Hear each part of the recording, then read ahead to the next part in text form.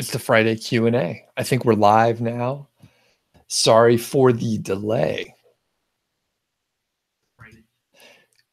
I just shot a video. I just rendered a video for like a new teardown. Actually, here's a little sneak peek. I'm going to publish it tomorrow. So normally it's Tuesday teardowns, but you all love these teardowns so much that I was like, hey, I'm going to publish an extra one tomorrow, because I also learned that you don't like my vlog stuff as much. So that is totally understandable, but I'm reacting to, the real life, things that are going on. This is the general Q&A. So when you have those general questions that often come up, that's what today is about. So just let me know what questions you have in the chat. Hopefully I'll have my kind moderators in there. I haven't seen them pop in there yet, but they usually show up. We have David. Awesome. Good to see you, David. My friend Santiago. We have Michael. We have Alwayne, Nirmal, and Thomas. Very cool to have you all on. I have I've placed a couple additional links. I want to point out a couple things as we're getting started here. So number one, if you are not on my email list, you should probably sign up. So if you're on the live stream and you haven't happened to, sign up for the email list yet, that is where you get all my templates and good stuff. So if you go to nichesiteproject.com, just the main page, click on the green button, enter your name and email address, you'll get like all the templates that I use. Now, a couple other links that I put in here. So there's keyword research, there's the keyword golden ratio, and there's link building and SEO. So those are very useful playlists. I'm working on updating with more and more playlists and stuff, but those are sort of like core ones to get started on. Additionally, there's a couple of affiliate links that I've placed in here. So I haven't been doing much of this lately, but people ask me about tools often, and I wanted to point out some specific things. So number one, there's SEMrush, very useful tool for keyword research. There's AAWP. That is a great plugin for adding affiliate links to your site. And they have the ability to pull images from Amazon using the API, pull prices using the API, and all that stuff. It's sort of like the cutting edge of the plugins at this point. Additionally, 3 services I'll mention. 2 from Humanproof Designs. There's content service, so they'll write content for you. They also do keyword research. They also do keyword golden ratio research. So if you had trouble finding such keywords, they'll look up the keywords for you. So if you click that link, it should take you to the section there. And last, Content Refined does content services. So I'm affiliates for those, so I get a commission if you purchase through my link, but I do appreciate it if you do. All right. Let's see. We do have Furhan on. Thank you. And Wesley says, you do enjoy the vlogs. Okay, there will be some more vlog stuff coming out. I actually have a few, but I do realize maybe you get more out of it if I'm talking about affiliate stuff. So anyway, I'm rendering a video. Pretty cool teardown, pretty awesome site. I'm going to publish it tomorrow. So keep a lookout for that. Any questions out there currently? There were a lot of questions on the Wednesday session, which were unrelated, but I lost the chat. I wasn't able to grab the questions, and you know what? I don't have the questions from Wednesday. So if you have those questions, you can get into it. But I will mention a couple things. So friend of mine, Marcel, you may have seen him on some of these sessions. He was kind. He sent me like an Amazon gift card. I really appreciate that, Marcel. One of our kind moderators, in fact. And I was like, you know what? I actually want to do more vlog stuff. So I got this cool Yi 4K camera, and here's like the selfie stick. I haven't busted it out. I literally just got it in the last couple of days, but I'm hoping to sort of like upgrade what I'm able to like take video of. So I'm hoping I'll have some more like cool kind of stuff. Also, like traveling. I live near Yellowstone. I have a trip planned coming up pretty soon to visit some friends in Colorado in the Denver area. And I'm like, it's a little hard to like fumble around with a big camera with a dog in the car and driving around and all that stuff. So I'm like, this is a viable solution. So anyway, thanks, Marcel. Appreciate it. That's really cool. All right. David says you like some of the other videos that are about book reviews and productivities and other stuff. Peter's on also in online internet marketing. J&K loves the teardowns. And okay, cool. Yeah, so another additional teardown coming out tomorrow. And I do have some cool content coming out today on mastermind meetings. I have received several questions because I'm in a mastermind. I'm in a couple. And I talked to my friend Rob, who we're in a mastermind group together. So we talk about forming a group, and we also talk about like running a meeting, right? So if you are interested in getting into that there's 2 videos that are going to come out later today. Like I'm going to publish them later today. So, okay, couple questions here. Wesley says, when it comes to link building, I mainly talk about guest posting. Do I ever focus on other tactics such as skyscraper? Not specifically, but here's what I do, Wesley, instead. I'll do a skyscraper with an infographic on it, and then I'll do guest posting on it. So if you just do a regular skyscraper like campaign, it's probably not going to work. Okay. It's like most of the time it's saturated.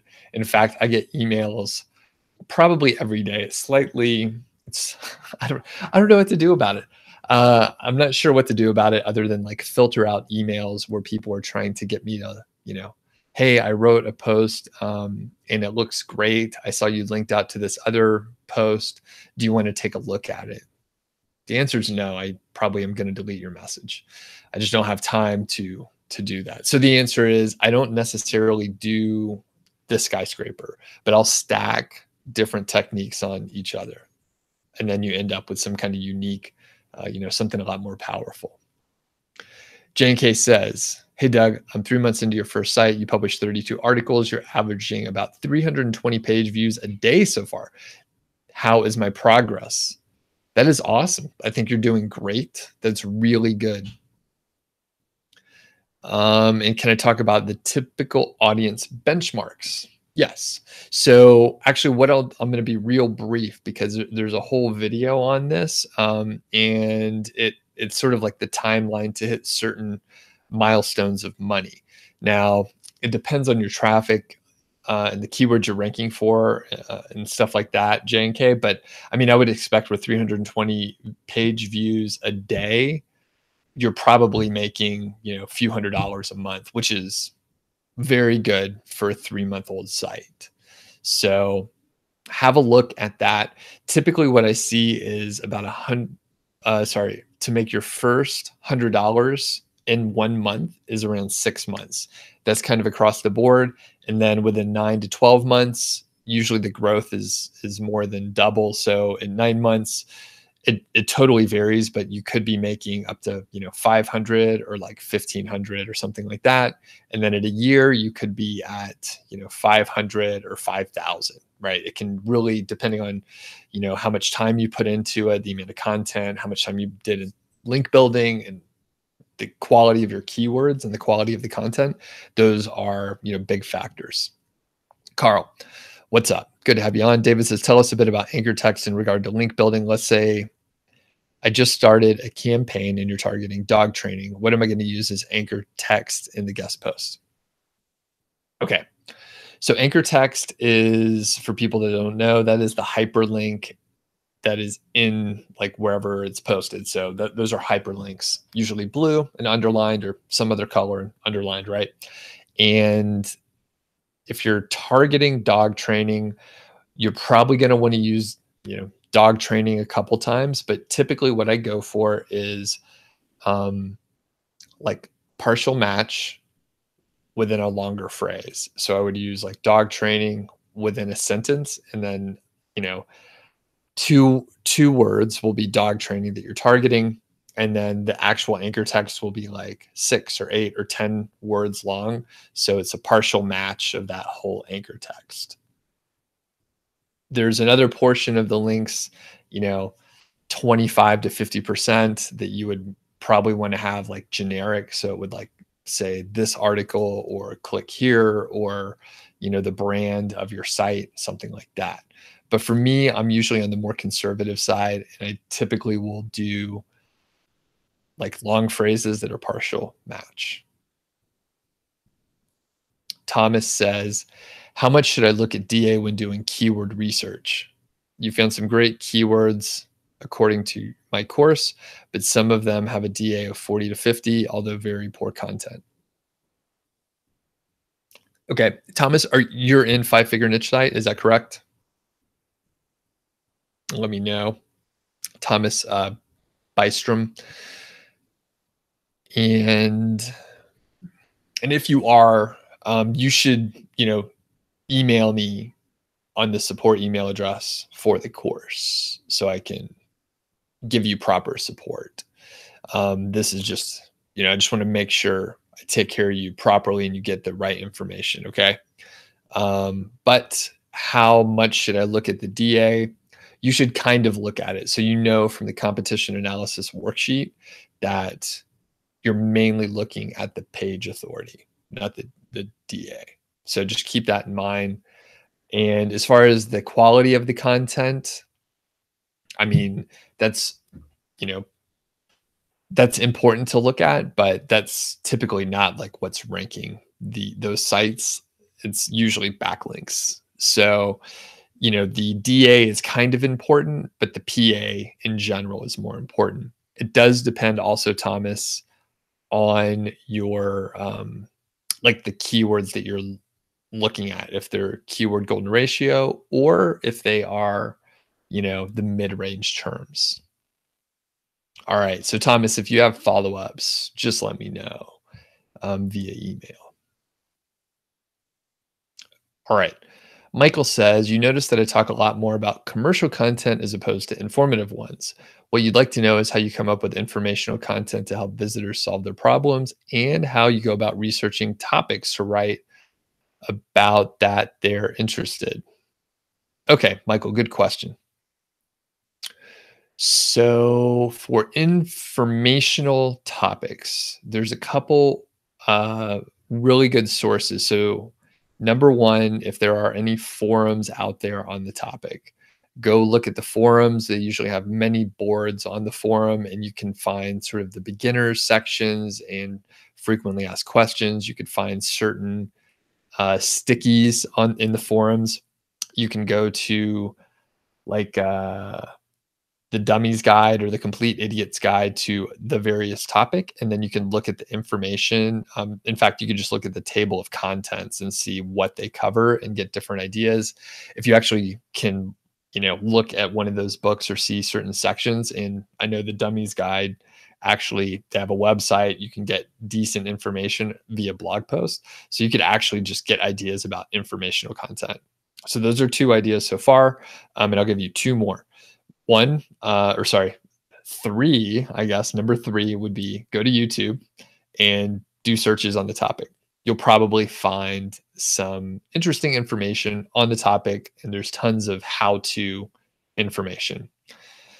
The third is SEMrush. So if you go to SEMrush, there's a link, my affiliate link in the description. If you go to SEMrush, you can go to one of the big websites, one of the big like authority websites in the niche, see what they're ranking for in their keyword, like their organic section there, and then filter by how to. So only look at the keywords where the how to is in the keyword, and then that'll give you tons of informational topics. And then as far as researching, the places I told you, those are where you get the answers. And additionally, as far as like organizing that content, let's say you don't want to write it, I can tell you should probably check out there's a two videos on the channel. One's the RPM, the research paper method. And then the other is the FAQ method. So if you look at those two, that will help you research and come up with ideas. Santiago, what's up? How much can I pay a content manager for each article? Not for hours. It's totally up to you. I would highly recommend doing it by the hour because each article, right, may have a different length, different amount of editing to do, a different, amount of work. So for me, I would rather pay someone by the hour because it's more fair to them. And I'm not trying to take advantage or pay anyone the cheapest that I can. I'm trying to get the best value, right? So look at it that way. Look at everything that way, right? You want to get the best value. Sometimes that means making a bigger investment, but you'll get a bigger ROI on the other side. If I tried to pay the cheapest amount for content, I mean, I could, but it wouldn't make me happy because it's kind of a pain in the ass to get the cheapest content you can get. So, but if I just had to throw out an answer, Santiago, I'd say 10 to 15 bucks per article. But again, I highly recommend paying by the hour so that it will be, fair, because what could happen is you don't want your VAs to be like resentful of the work that you're having them do. Thomas says, for blog commenting, do I use a homepage link or do I attempt to link to a specific page on my site? Well, I do a little of both. But Thomas, there's a key strategy tip here, and it is using an idea with comment love. So again, on my channel, I have a video on this. On my channel, search for blog commenting, and there's this awesome short 5-minute video that'll show you how to get a link to your homepage and to a specific page on your site. All right.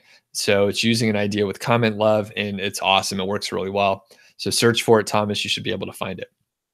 Thanks to my moderators. We have Duke and Furhan, I think, was on here as well.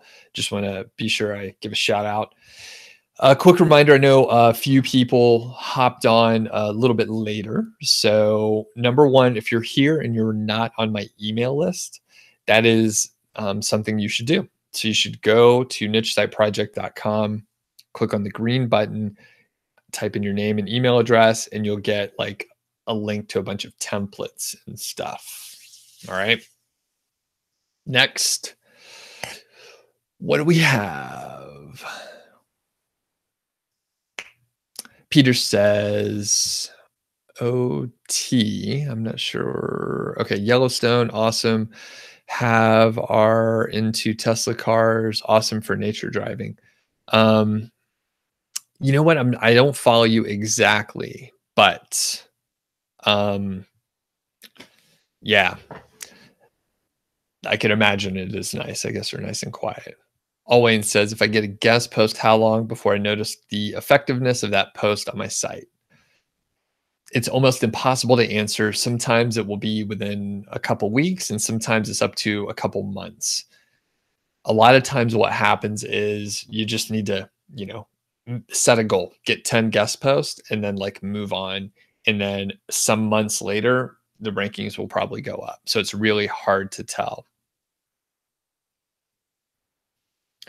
Duke says, you have a weird question. Do I have any experience with gaining a super high editorial backlink and its effectiveness on the site?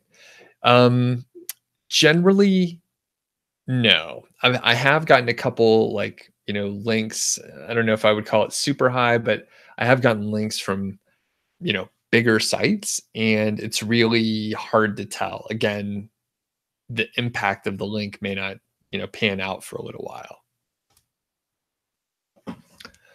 So, yeah, I'm not sure. And the background, Duke says, you just received a DA94 backlink, no outreach or payment. It's a true editorial link. Wow, that is amazing. That's really cool. Yeah, I don't know. You let me know what happened. So I don't think I've gotten one quite that high. I think it was like in the DA80 range or so. All right. JK says, when you hire out articles, like in my video when I publish 200 articles, what's the minimum word count? Usually I tell them to aim for, it varied, right? For that particular set of content, I said, make the minimum like 800 or so, unless it's something that you can't find much information about. So here's the thing. I would rather, and I told him this, I said, I'd rather it be shorter, but a good article versus fluff. I'd rather, cut out the fluff. If it only needs to be 600 words, that's fine. And by giving them that flexibility, oh, and I also said, hey, if you're not interested in the topic and you can't find anything, like it's all right if it's shorter. And if you're interested in some other topics, you find a ton of information, make it 1,200 words, make it 1,500. I gave them flexibility, wanted the average to be about 1,000 words. I'm a big believer in giving people autonomy. So I have an assistant right now. She helps me with a lot of this YouTube stuff that I'm working on and some other projects as well. And I want to give her more and more autonomy. And, people are smart if you let them be smart. But if you try and micromanage, usually you end up with, poorer results. I imagine a lot of people will challenge what I'm saying, but I've also hired I've interviewed over 100 people, like in person for my old corporate job, and onboarded and, helped manage, dozens of others. So I'm confident in what I'm saying, but I do recommend that you experiment with your own style. But I'm not like the greatest manager, but I have good, solid experience. So I definitely lean on that. All right. Trying to see if there's any other things that I missed right there, and keep the questions coming. We got some good ones coming through here. Quick note, be sure to check out some of the playlists below. So I am trying to get more playlists out there. So I hope I'm sharing good ones with you. Oh, and last, I'm gonna answer a question, and then I have something I want to tell you about real quick. Pratyush says, "Oh, what's up, Pratyush? Good to see you. Can I share my very first experience of getting a do follow backlink from a big site like a DA 50 plus? How much time did it take to affect your rankings, and to what extent?" Okay, and that's an interesting question. Kind of hand in hand with Duke. Here's the thing: I don't remember, and also usually these things are not in isolation, right? So when I've gotten like really impressive backlinks, I got a bunch of other links too. So I have no clue which link did what. And that is part of the, issue with like working on SEO. Usually we're doing a series of like activities, and we're doing stuff, right? We're doing a lot of different stuff. So it's really hard to tell like what the source of, and like it's just hard to tell what does what unless we're like methodically testing things. And most of the time we don't have time or the effort or even the ability, right? It's really hard to run an experiment like in the wild. So I don't know the answer to those questions, and I don't think I don't think I have like a good answer for it. So sorry, Pratyush. I wish I could answer more specifically and better. Alwyn says, Matt Diggity did a test of all the sites that received Google penalties, and 22% of those sites were just using guest posts and editorial links, so it's confusing. Okay. Interesting, Alwyn. Himmel says, how many search volume needed mother keyword for opening a niche site? Okay. So I think what Himmel is probably asking is, what's the search volume for the main keyword of like a starting niche site? It's a wide range. And it sounds like perhaps you're following a different model than what I do. So I'll answer in the context of the question that you're answering, even though it's not what I do. All right, so keep that in mind, Hemel. I would say like 2,500 to 10,000 search volume, but I don't do things that way. It sounds like you may be trying to follow some other model. So if you're doing that, probably the higher end for that mother keyword that you're talking about. I'm on the other end of the spectrum. I find it a little easier to get started. So Wesley says, Wesley tells me, you could have a unique landing page to link in your YouTube descriptions for your email list to track conversions. Thanks, Wesley. So I did that for a little while, and you know what? I'm learning so much on different areas of everything. So yeah, that would be the ideal scenario. But what I can tell you, Wesley, is I know that the conversions that I get, I do track the conversions and I do know where they're coming from. So one of the reasons why I've spent so much time on YouTube is because the conversion rate to the email list was something like 5x. So yeah, I could do the stuff you're talking about, but I already have the data that, or at least close enough, right? So thank you for the suggestion though. Ryan says, hey Doug, you were watching the video, you were watching videos and you saw it was live. It's your first time on. That's really cool. Welcome. Good to have you on, Ryan.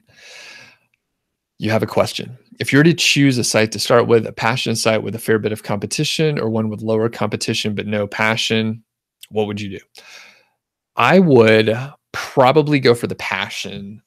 Even though, I mean, I'm a big fan of Ramit Sethi, and he, points out, you don't necessarily need to go into something you're passionate about and that sort of thing. But I can tell you that there will be periods where, things get hard, you'll get a little bored, and it's kind of nice if you have a little bit of a passion. So the key parts are, you mentioned a fair amount of competition, but how much is a fair amount of competition? I mean, it sounds like maybe you're just getting started, Ryan. And if the fair amount of competition is actually really hard competition, well, that may be an issue. So my hunch is, Ryan, if you may be able to find like some less competitive areas and something that you do have some passion about. So, all right, I'm going to pause here for a moment and pose a question. So I've published a lot of YouTube videos. Actually, in the last year, I've published like just a crazy amount. In the last month, I've published about 2 videos a day. Several people were asking about, how did I do it? Like, what are my productivity secrets? And I actually have like a pilot productivity course. I ran through about 15 students, some of which are, I think, maybe on the chat and watching this now. But is anyone interested in getting involved in the beta version? So it's like the second iteration of this productivity course. And I'm actually going to be adding like this sprint of work of, my YouTube work as part of the case study in there. So just curious, like in the chat, just let me know, hey, if you're interested, or let me know, say, hey, I'm interested in such a productivity course. I can tell you that, it'll be under $100. It's a good course. Like I said, I've been through the material already with one set of students, and I have some tweaks based on the feedback from them as well. So it'll be, it's Lance is asking how much will it be? So the course will be under $100. I haven't 100% ironed out the price yet, but yeah. Okay. As I'm scrolling down, let me know about the productivity stuff if you're interested. I may roll it out in a quick fashion, by the way. So next, Jane K says, is there a content goal at which you call a website done and move on to another, or do I just keep writing more and more content for the successful websites? I don't think I have like a specific content goal. I don't think a site is ever really done. It's always like a living sort of entity or asset. But you can still move on to another when a site is in maintenance mode, and it's just personal preference, like whatever you want to do. David says, what service or software do I use for outreach? Can I expand on the answer for why I prefer that? So the one that I would recommend you check out is Ninja Outreach. My friend actually founded that back in the day. We were in a mastermind group actually. So Ninja Outreach is pretty good. They've done really well as far as updating it and stuff, and they started it from scratch. Now, I don't use any software like that because, number one, if you're more personal, and you're actually like crafting these emails and not blasting them out, you'll probably get a better ROI. You'll probably get better responses. What I'm finding is the software is getting more sophisticated. People are using mail merge apps. I used some mail merge stuff a couple years ago. Um, quite useful to use a mail merge app. But what I'm seeing now is like, I probably get 1 to 2 emails a day for people or from people that are using outreach software, and it's really bad. Like the way they're doing it is really bad. So I recommend don't use software. Like figure out how to do this stuff by hand, and then you'll be able to get links that other people can't. All right. Adrian is asking, when am I going to start your podcast? Have I ever thought about it? Yeah, I've thought about it a lot. I was interested in starting one, but you know what? Instead, I decided I was going to publish more stuff on YouTube instead of going to the podcast. Now, the thing is, I was thinking of, using content from YouTube and like pulling it down, taking the audio and then publishing that as a podcast. But I decided just to pause and just keep going with YouTube because it's good. I'm enjoying it so far. All right. KVT says, what's another source of traffic other than Google that can get you sales? You need to make some money to pay your hosting. Okay. You're not going to like the answer here. So number one, yeah, you're not going to like the answer. I can tell you that already.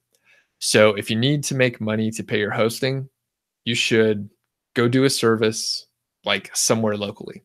Go, work on someone's house, go cut their grass, go wash some cars, whatever you need to do to make the money to pay the hosting, right?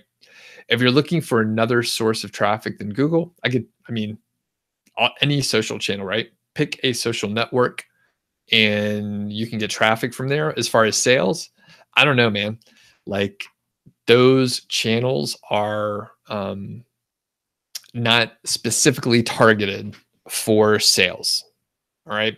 And I know like Manoa, you've mentioned a couple, you've mentioned a couple things in the last few videos, maybe. I can't remember, but I know you made a couple sales and you're doing better, but you need to, just be patient. And if you need money to pay the hosting, totally can understand that. But if you're trying to make money fast, you're in the wrong line of business. Nothing's fast, nothing's easy. Matthew says, how do I track pages that are giving you the most action from Amazon? Do you need a tracking ID for each page? All right, Matt, it's a little tough to track that. So I don't know. I don't track it that way. I don't track it that way. But the thing is, like, it becomes a huge pain in the butt if you're trying to create a new tracking ID for each page. And there may still be, but there used to be a limit on the number of tracking IDs, so you would run out. As far as like other ways to track it, you can get a relative idea if you just know how, like, which pages are getting the most traffic. Okay, and Matt also is asking, what opt-in and email list provider do I use and recommend? Okay, so I'm using opt-in Monster primarily, and I use Aweber. I have an account at Get Response as well. It was for another project, but I'm actually consolidating it over to Aweber. So Aweber, their service is great. They've been very slow to implement like marketing automation tools and tagging and begin to get more like sophisticated. It's taken them a while, but they're actually, they have all the functionality that I need at this point. And if I move it over, like I have a list of about 10,000 people, and that 10,000 is about like the cusp of where the pricing changes. So instead of like 60 or 70 bucks, it's like 150. So I'm going to move it over to Aweber, just because I know how to use it. Their tools are good enough, and I'm already deeply embedded. As far as like the opt-ins and stuff, opt-in Monster has been good with me, but there are many other options out there. That's just the one that I happen to be using currently. Nick says, at a certain point, do you notice traffic and keywords beginning to increase exponentially? You haven't added content, it's moving up quicker. Yes, I've seen that. So, Nick, did you just hit the 6-month period? Are you at the point where you got out of the sandbox? I think that could be it. That's kind of what happens. All right. And Ron says, do you use AdSense? No, I don't. I don't. And that is why I don't talk about it. I do have on my list to create a video on like AdSense versus Amazon affiliate for monetization. But I haven't, I've never had a successful AdSense site because I just haven't spent time on it. And I have low interest in getting into it. Okay. Ryan is saying you would love to find out more. People would be interested to find out more about the productivity course. All right. Cool. David says you have a lifetime membership to Ninja Outreach, but you're not using it yet. You're striving to maintain focus. Do I recommend any certain software for automating a fresh site? When you say automating a fresh site, David, what do you mean? Like what to automate what? D-Card's on. Barry is on as well. Thomas says, is choosing a unique niche is as important as choosing a unique niche as important as the keywords. For instance, if you choose a very competitive but broad niche like skincare, I think there's still great KGR keywords undiscovered? I don't know. The thing is, you don't want to be too unique because no one's searching for it. And, I don't know. There's just no one searching for it. But as far as like great undiscovered KGR keywords, I think they're out there. I think even in broad niches, like new products are being developed. So new keywords are coming out where people are searching for specific products and that sort of thing. But I really don't know, Thomas. It's an interesting question, but I'm not really sure. Michael says, can I use Ahrefs to filter the organic section for the information articles? Yes, you can. And do I recommend doing keyword research for search volume or just go ahead and write on the topics that I find? It is up to you. If you look at the search volume, here's what I would do, right? Look at the search volume. If you could find KGR terms that are informational, hey, why not publish some stuff where you can get some traffic and rank for it and stuff? But I've also published articles where I know it's a useful topic, so I'll just publish that. Juan is on. Good to have you. What's up? Barry says, how do I go about guest posting from start to finish? That's a long answer, Barry. That is unit 6 in my course. How do I build relationships with bloggers? How do I approach that? All right. I'll tell you, but I'm going to say it quickly and I won't be able to go into all the details. So you find a list of blogs, right? So I recommend finding something that's like related to your niche, but not direct competition. Then you comment on their blogs like 2 or 3 times, and then you send them an email and you make friends with them. And then you ask them if you could guest post on their site. That's it. It's like 4 steps. That's all you have to do. Do it over and over again.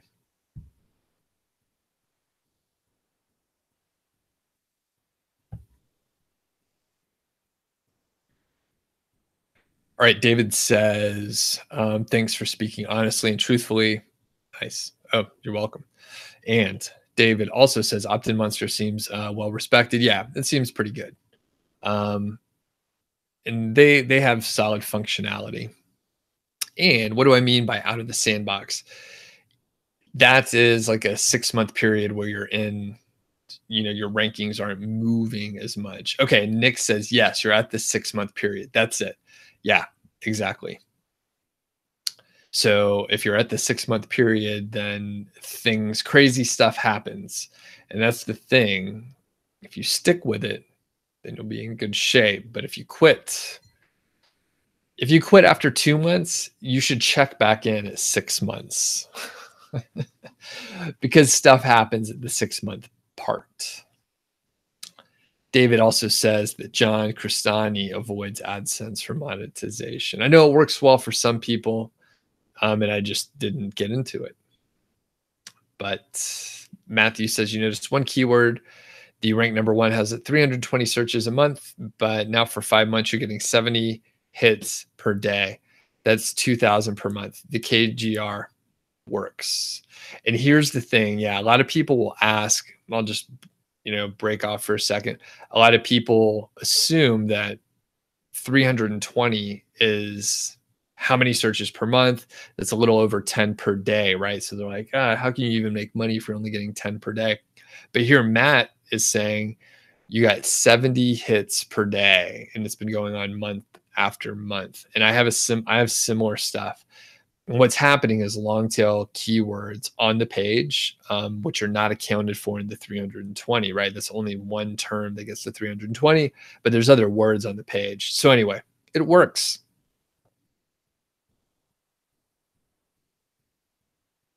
Pratyush says, is it a good idea to invest on a niche site on a scale as big as a wire cutter, like actually buying products, getting the photos and consulting experts and all that? So, I mean, it's a hard question to answer. Because here's why. The wire cutter and other sites like it are super successful. So is it a good idea to invest? Yes. Yeah, it's obviously a good idea, but Prayush, I guess, most people will run out of steam, or they don't have the revenue to invest, or they don't have the capital to invest up front, and we don't have the skills to run like a big site like that. But is it a good idea? I mean, it can be a good idea if you're able to implement it properly. I don't know anyone. I know very few people that have approached a site like that. Typically, they're still in a niche area. So, all right, David is asking about automating posts and creating relevant content in a way to integrate automation, especially if Zapier can be integrated. I don't think so. If you're talking about creating content in an automated fashion, I don't think there's a way to do it. Rami, hey, what's up? Good to have you on. How important is the domain age for Amazon affiliate sites? So I think it's important to make it through the sandbox period.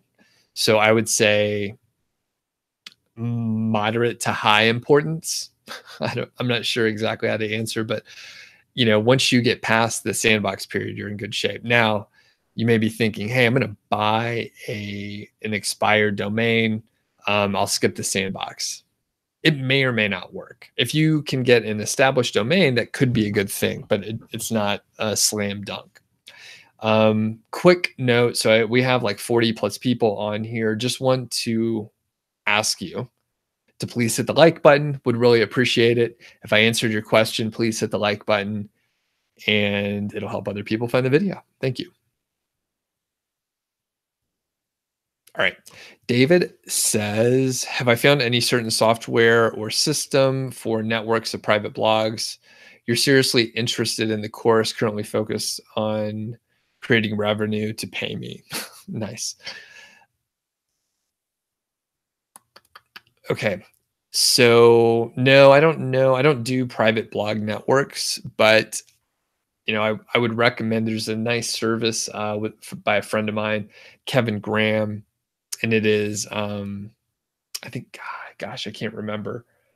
It helps you deal with the hosting, one of the biggest footprints. So if you go to my private blog network post from way back in the day, he does have a couple links there. They're affiliate links, but if you check them out, that's probably the best thing as far as a system. But other than that, I'm not really sure. I'm not into private blog networks anymore.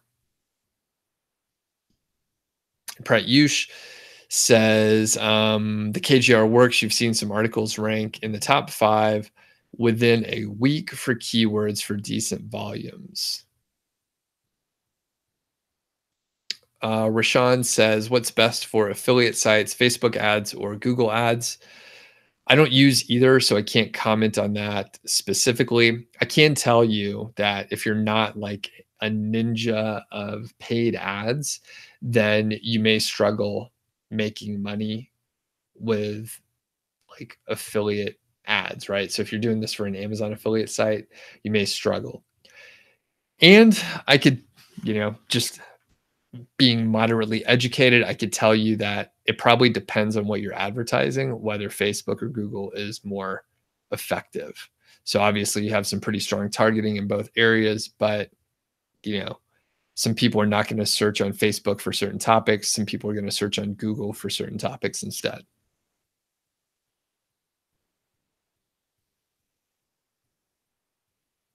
All right.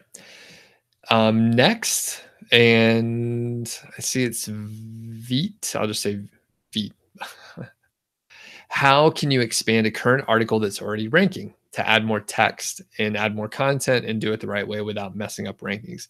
I'll point you towards 2 videos. One is called the FAQ method, and the other one is the RPM method. Check out both of them. You may use one or both of the like ideas and concepts and methods, but essentially you'll want to edit some of the material to improve it. And generally you'll want to add more content. Don't delete very much content. Only delete it if you're editing it.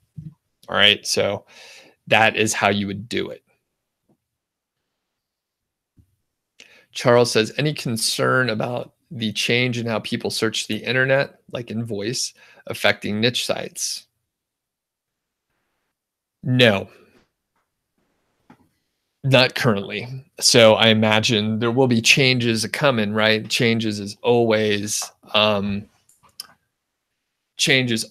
thing, but I don't think in the near term it's going to be a major issue. I know, Gary Vee is like voice, but it's so young. I mean, most people don't buy stuff online right now. All right. So when we think about that, there's still like a huge market out there. So I think we're okay for a little while. And potentially it's something that, we need to be aware of. But right now, I'm not doing anything different. And the KGR is the keyword golden ratio. There's actually, if you don't know what the keyword golden ratio is, well, you're in for a treat. So check out in the description, there's a link to a playlist for the keyword golden ratio. I think, yes, there is. So definitely check that out. And Peter says, this is awesome. So Peter says, from my experience, buying an expired domain does not work. Google knows. Yeah. And that's the thing. There are many people who ask, hey, if I get an expired domain, want that help. And the problem is you what Peter is saying, right? So Google knows like that's nothing has been on that site for a long time. So it's sort of like a reset. I'm not sure like what the trigger point is, but essentially it's kind of like a new site. So the best way to do it is to get an auction site that has never been dropped or buy an existing site. That's the way around it. And at that point, you're spending hundreds or thousands or like tens of thousands of dollars to buy an existing site. Basically, if you have to ask, there are some questions where like if you have to ask if buying an expired domain will work, you shouldn't do it because you don't have the prerequisite knowledge yet. And it's an advanced technique that requires, skill and a big monetary investment. So I know that some people have done well buying these auctions domains so that they're able to like basically, make their new site, create their new site on a domain that's never been dropped. That's the key thing. What's up? He's asking, have I heard about niche sites in Spanish succeeding with the US Hispanic population? No, not specifically. However, I don't have a good network in that area, but I would imagine it could work well. I mean, if you have that skill, one of, being able to speak multiple languages, that's awesome. Take advantage of it for sure. Wallace says, I struggle with writing a new article. You need a layout or something you could use on every one. That's probably your biggest hurdle.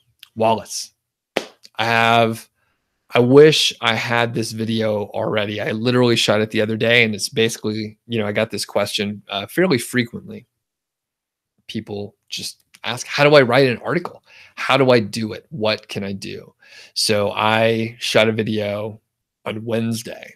It's not out yet. It'll be out probably a couple weeks. However, Wallace, what I could tell you is if you search for the perfect Amazon review, it'll give you a nice modular format. And there's actually a long training that I put together. It's a workshop. So if you search for the perfect Amazon review on my channel, you'll find, something to guide you through the process. And it may not answer all your questions, Wallace, but it should get you started. Additionally, check out the other two videos I mentioned before, the FAQ method.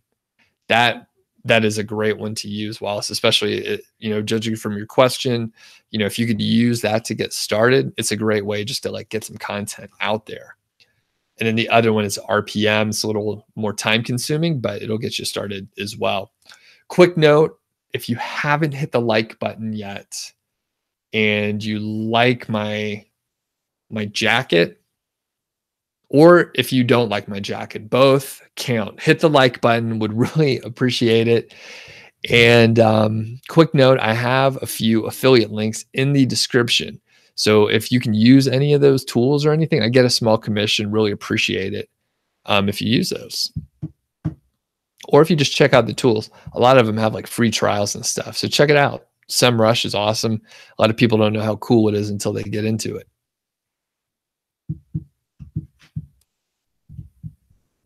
Barry said your homepage is ranking for a headphone review you did rather than the post itself. Have I ever seen this? Could this be an example of keyword cannibalization? Yeah, I have seen it, and that is an example. Nick says, once you stopped taking shortcuts, things started working. Crazy how that works. Me too. It takes patience. Just get a new domain name and something unique to your brand. Cool. Yeah. And I mean, if you have the budget, I mean, I'm actually, here's a little story. So actually, yeah, this is a pretty good story. And everyone's just watching and listening to me talk. So I may as well just talk about myself. That's what this whole channel is about. So here's the deal. On Wednesday, I got so much stuff done, and I was thinking, people have been asking me about like my productivity and all that, and it like got me thinking, all right, I will go through my day. And Wednesday, crazy productive day. I started preparing like Tuesday night, so I knew what I was doing. I was shooting a bunch of video, right? So I got my light set up. I was going to turn the computer around. I got my light set up and stuff. It's over here. There's like a big, I got my light kit out, set up my camera. I had my scripts ready to go. I was ready. I shot like 8 videos on Wednesday. I also woke up, no alarm or anything, like 4:30 in the morning. I just happened to wake up and I was like, I'm ready to go. I'm just going to get up, start pounding coffee, which I did. Got a lot of videos done, went on multiple walks with my dog, Georgie. And I like videoed on my camera and I sort of like walked through like what was going on and what I was planning on talking about, like my productivity. It was a highly productive day. In fact, I took a break later and went to the gym and ran a few miles, like really productive day. And I was spent. Thursday, the reason why I'm going to tie it together with the expired domain and the existing domain. So the thing is, on Thursday, it was kind of a train wreck. Like I spent so much time on like technical issues, and some days are just a wash. And it was frustrating for most of the day.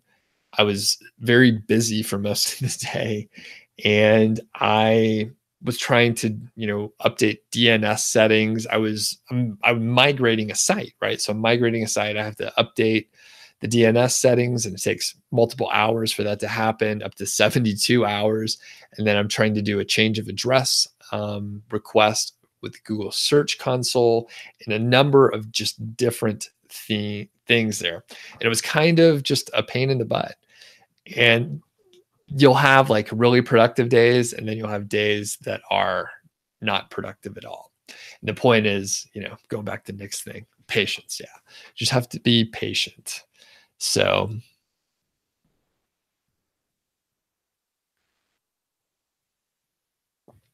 next, Mohammed says, my products are $300 to $500 and the conversion rate is 2%.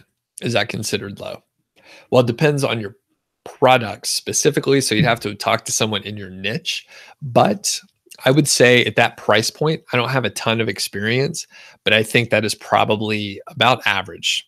I don't have many data points, but at that price range, people don't just buy those. People have to think about it. They're like, I need to discuss this with my friend or my spouse or whoever. So a lot of times you're going to get a lower conversion rate for more expensive items. Sharon, what's up? Good to have you on. I think that's right. Right. Guitar Guide, Sharon. Ryan says you would like to hit like twice, but you're not letting. YouTube's not letting you. Okay, that's fair enough. I appreciate the what you could do instead, Ryan. That's awesome, by the way. But if you really like the video and you really want to help me out, you can go to other videos on the channel. Specifically, there's a couple of the recent ones. If you just leave a comment and say like, "Hey, Doug, you're really cool," and you do this often, that helps me out. These comments help. Apparently, I'm told. And Sharon says, you think I should do a video on using YouTube to get subscribers? Cool. That's a good idea. That's a thought and a question. Okay. Yeah, I'm probably going to put together some sort of information in that sort of format, because I could just share. About a year ago, I only had about 500 subscribers or so on YouTube. And I had been talking about doing some videos for multiple years. And if you look back at the early videos, which this will be part of the teardown of like when I explain what I've done, my videos were really bad. I was kind of shy to get in front of the camera and like present the information. I put so much pressure on myself and I would mess up and it was slow and dumb. And I felt bad about all the videos and everything. And then about a year ago, I started publishing a lot. And the videos didn't get that much better. I'll tell you, honestly, they weren't that much better, but some of them were longer. And that doesn't mean they're better. It just means they're longer. And I started doing more and more and more and more of them. And it's pretty crazy. Even just in the last month, when I've published so many videos, I learned a lot more about pulling things together. And again, I'll give a little plug for my productivity course. I think enough people have said, yeah, I'm sort of interested. I think I may push that baby out again, and get some more people in there, because I have this awesome case study. I mean, when I've done different areas, right? So here's the cool thing with the productivity course. I'm not telling you how to do niche site stuff, and I'm not telling you how to do YouTube stuff, but I've done like large amounts of work in different areas, right? Completely unrelated areas. I've done this in a corporate setting where, like I said, I helped hire a bunch of people. I helped automate certain processes and keep things organized. And then I've also published like 200 articles on a niche site and got like a really positive ROI. I've managed big projects as well, like the Project Go White Hat. And then I was like, hey, I want to publish a lot of YouTube videos instead of starting a podcast. And I put a system together, and it's been fine. I haven't actually had to do additional like work or anything. It's just like a shift of where some of my priorities are. So anyway, thanks for saying that, Sharon. I think you know, I think it's an interesting idea. So do let me know if you're watching the replay, or if you're, in the chat. If you're interested in productivity tips from me, let me know, because that's kind of one of my things that I'm into. Roshan says, how can you improve the conversion rate? It's only 2% with 110 affiliate link clicks in the month. Okay. So from a broad perspective here, there's two. I'm going to tell you a couple of things. So you want to improve the conversion rate. All right. So I answer that question. You need to get cheaper items on your site. All right. So you need to get cheaper items on your site, and then people will buy more of them. Or you need to get better traffic, so people that actually want to buy something. But the flaw in what you're talking about, Roshan, is your data is too small. You only have 110 clicks of the affiliate link in the current month. We're almost through the month here. It's February 23rd. And you just don't have enough data. So you're asking about the conversion rate. The two answers I'll give you, I'll answer your question straight. You need to either get better traffic, or you need to have cheaper items. But what do you really need to do? You need to get more traffic on your site. Duke says, Doug's right, but take into consideration the page's age. If it's a new article, you see it happen a lot until Google decides where to rank the page. Yes, Duke, that's exactly right. I just answered the question yes and no. I didn't really give any details there, but yeah. And there are things you can do to take care of that, Barry. And I usually wait like 2 to 4 months. I try some things to let Google know what we're trying to do and where we're trying to rank certain things. And Barry gives a couple other details there. Anthony is saying, should I use the same Amazon affiliate account for multiple niche sites? So it depends. I would recommend, Anthony, that you just use the same one. You create a new tracking ID for your other sites. Be sure to add your other site into your list of websites in your Amazon Associate account. All you have to do is, type in the URL, and then it's in there. Save it, and then it's in there. If you are building a portfolio of sites and you want to silo things out, you can create an LLC or a corporation or a company, whatever your state recognizes as the entity. You can do that. But if you're going to create new Amazon affiliate, Amazon associate accounts, you will have to put in other EINs or other tax ID numbers. It comes down to taxes. So you can silo stuff off, but you have to start a company. and you have to file taxes for the company and all that kind of stuff. I have a feeling because you're asking this question, that's not really what you want to do. You just want to have another site. So just create another tracking ID. That's what I do.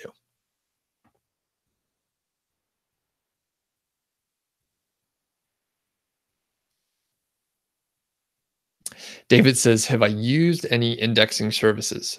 No, I never have. I don't think it's necessary.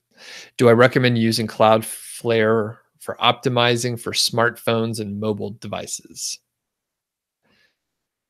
You know what? I don't do that. So I would say no. I don't think so. Yellow says, Doug, is Amazon really the best option as an affiliate? Or are there other kind of CPA offers actually better? Is Amazon more for beginners? Amazon is great for beginners, but it can get very advanced and you can make a lot of money using the Amazon Associate Program. However, if you are merely looking on a CPA and like your like CPA, by the way, is it is what is it? Cost per action? Is that what it is? CPA, something like that. Anyway, it's basically like if you are trying to get people to sign up for like a diet information like program or something, and then they fill out a form and then you sell that information to the company, like that's the cost per action, I guess. And then as far as like other affiliate offers and stuff like that, there's tons of them out there. Like I have I mentioned the big email list that I have, and I send out offers for other affiliate programs because it works for the niche.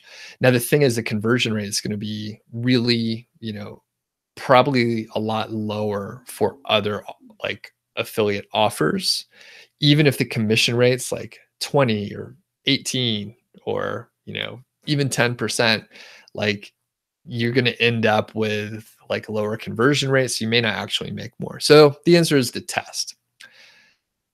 The answer is to test, and I really like Amazon, so I stick with it.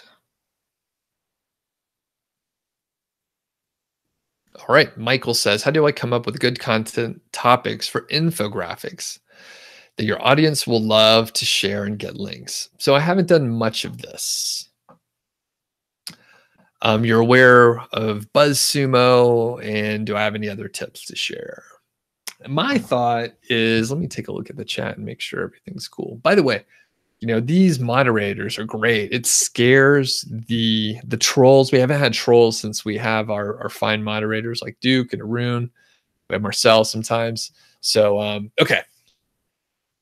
Infographic, I don't know. I haven't done much infographic stuff, but I would say, number one, I would look at here's how I would do it.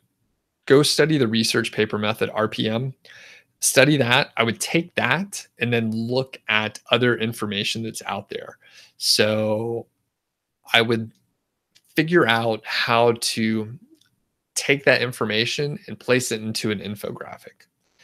At that point, I mean, that's a pretty good piece of content. It's unique and interesting and all that stuff. People talk about using BuzzSumo, but I don't know. I'm not a big social sharer in general. And then I never found the tool useful. I've tried to do the techniques that everyone talks about, but I never like kept at it. I'm sure if I kept at it, like it works, but I just kind of lost steam with it. So the answer is, I don't really know. I don't know, but I think if you look at other stuff that was, shared on bigger sites, that'll probably give you a good idea. And then the other part is if you can write a good headline, then that's probably the right way to go. If you can do really awesome headlines and titles for your infographic, if people may not even look at this stuff. So, okay. And Paul, is it Paul that took the productivity course, by the way? Because I've been talking about the productivity course. And Paul, if that's you, you could, hopefully you liked it. Hopefully you liked it, but I have been talking about it. Yeah. Kurt says, does the keyword golden ratio work on existing sites with low traffic? Have I done any testing that involve reviving a failing site? No, not specifically, but I had a site that, like the site that I usually talk about, it wasn't doing great. So it wasn't necessarily like actively failing and anything like that. But I mean, if you look at some of the stuff that I've worked on, then it's on a site with like low traffic, and it became a highly trafficked site. So yeah, it works, Kurt. Yeah. Michael says you're interested in productivity tips and project management for the blog. Please share the ideas. Okay, and by the way, the project management isn't specifically around blogs. So that is the thing. I don't want, well, you know what? I'll listen to what people what people want. But again, like I mentioned before, Michael, it's sort of like I know that the concepts that I teach in the sort of project management ideas, it can work for a niche site and like publishing like blog stuff, or it can work for YouTube. Or if you have a company and you have people working for you, what works for that too. I'm more interested in teaching at a higher level of like the principles of how to do this stuff versus like me trying to teach people how to specifically scale a niche site, because that's in my course. That's already in the course, and I want to teach something more broad because personally it's a little more interesting for me. David is mentioning, forget a podcast unless it's on YouTube. You heard YouTube playlist silos are effective, plus indexing those into WordPress. Yeah, I don't know about indexing into WordPress. I'm not sure. Anything, yeah, I don't know. But in the cool part with the playlist is those are considered like another, specific like piece of content. So, all right, Barry's out. See you later, Barry. Roshan says, thanks a lot. You'll check out my tips. By the way, your site's less than 2 months old. So as a few people mentioned, I think like Nick and I don't know if Matthew said it specifically today, but yeah, it's the patience. Just be patient, Roshan. Anthony says, if one gets penalized, then do all of them go down then? Okay, and this is referring to the Amazon associate thing. Yeah, so typically in the terminology, just a little tweak there, Anthony. Usually Amazon doesn't call it penalized, but your account can be like disabled. And then yeah, if one goes down, then they all go down. But here's the thing, I wouldn't worry about that specific. If you're just starting out, don't worry about like trying to set up companies. Like it's wait until you start making money and then worry about it. Here's the thing. I didn't start my company until last year because I was focusing on, doing the work. That I paid more in taxes? Yeah, a little bit more. But I also didn't have to worry about like incorporating and doing a bunch of other stuff. So Banana says, have I ever been in the tech niche? No. What are my thoughts on it? I'm not interested in it. There's a lot of competition, but you're going for it and you're wondering if it's a waste of time or not. Well, it's up to you. The flaw with the tech niche, in my opinion, the reason why I don't like it, one, it's competitive, like you said. The other part is you end up having to do a lot of updates because new models of tech items come out all the time. David is out of here. See you later.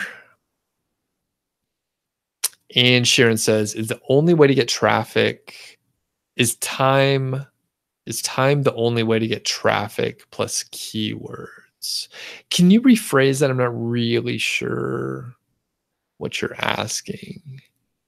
I mean, if I'm reading into it, I mean, the other thing you could do is get backlinks. That's really good too. In fact, one of the videos, I shot a bunch of videos on Wednesday, but one of the other videos was indeed why we should get backlinks. Now, my friends over at Income School, they have a whole video that says, oh, I think I put away my notes already, but it says backlinks are a waste of time. And I have to disagree. In fact, a Google engineer, and this is in the video, so if people are sticking around here and watching this, then small spoiler alert, a Google engineer said the two number one ranking factors, right? There's like over 200. We don't know what all of them are, but the number one and number two are content and backlinks. All right. A Google quality search engineer said that.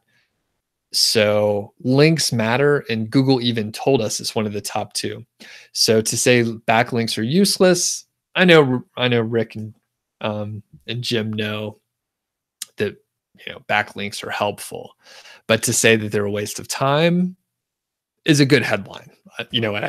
It's a good headline, and I respect that. So anyway, Sharon, I think time is good, but backlinks are better. And it's interesting how the ebbs and flows of people happen on the live streams. We have about 50 right now.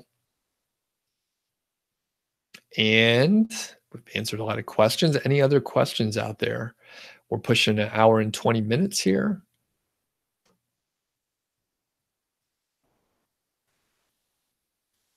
David says, from what I understood, you're doing a content sprint on YouTube this month. What do I have in plan for this year with the channel? How often will I post and such?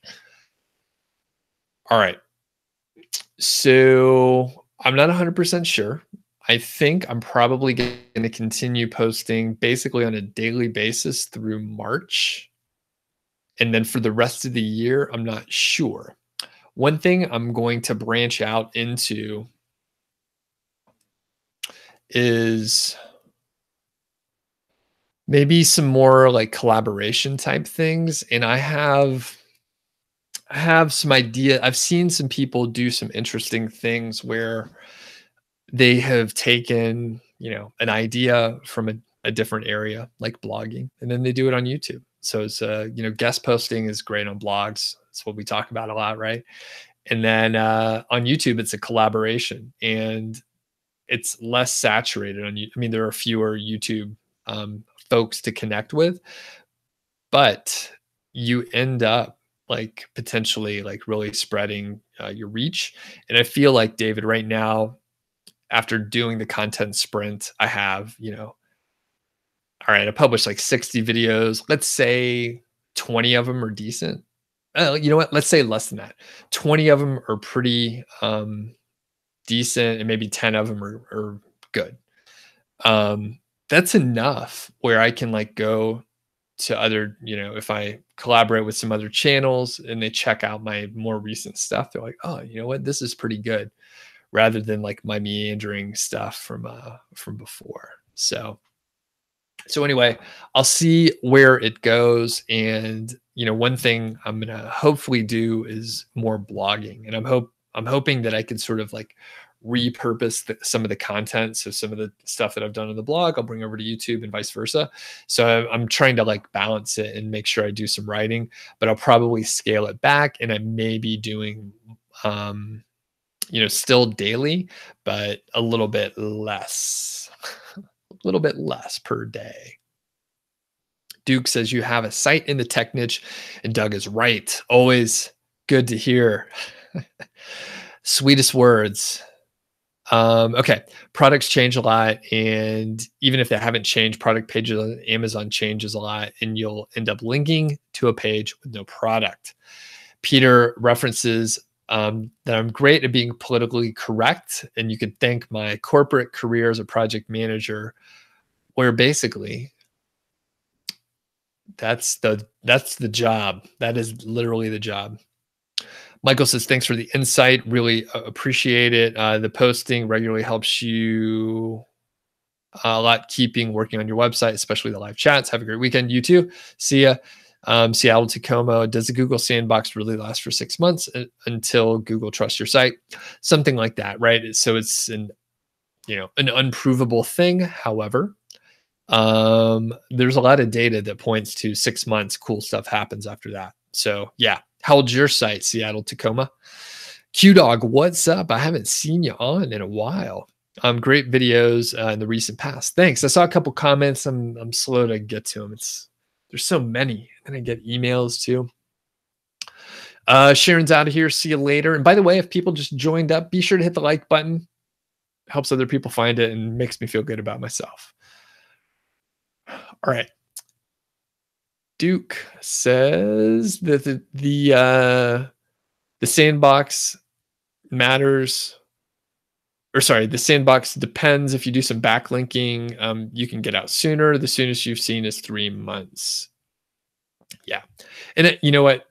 The fact is, if you do a lot of backlinking and you know what you're doing, you can kind of avoid it. I've seen some pretty crazy stuff, but you kind of have to have a budget, and it has to be, something you're experienced in doing. Seattle says you have a few niche sites that you started in November. You built some backlinks. You're ranking in the top 100, averaging from 20 to 100. You're thinking now it's just about patience. Yeah, I would say so. QDog says, general question, when do I know when to call it quits on a niche site? You've been going on your first site for 8 months and it's made about $15. I would say it's hard to tell.